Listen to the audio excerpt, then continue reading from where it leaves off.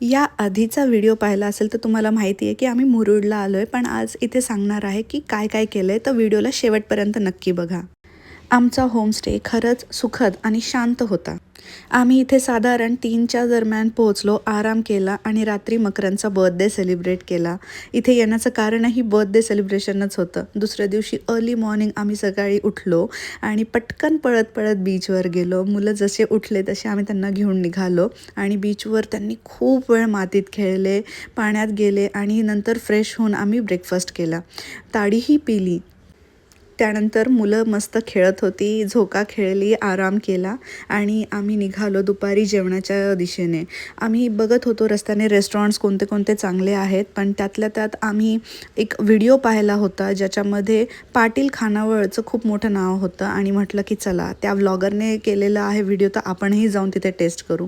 Ambience wise खूपच छान होतं आणि जेवणही हे बघू शकता.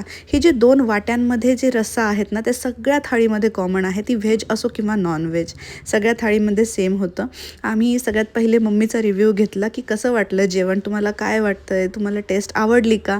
त्यांची प्रतिक्रिया त्यांच्या चेहऱ्यावरूनच तुम्ही बघू शकता. मम्मी एक गोष्ट आवडली होती वरण भात, तुझ्या रिॲक्शन नंतर ते बी चांगलं लागला मला.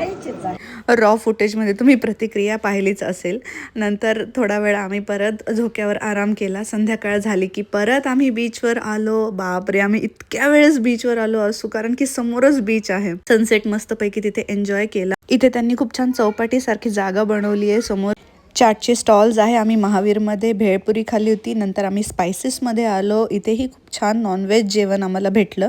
त्यानंतर आम्ही गेलो फिश मार्केटला. इथे आम्ही सुकी मच्छी घेतली. आमचं फेवरेट आहे सुकट आणि सोडे.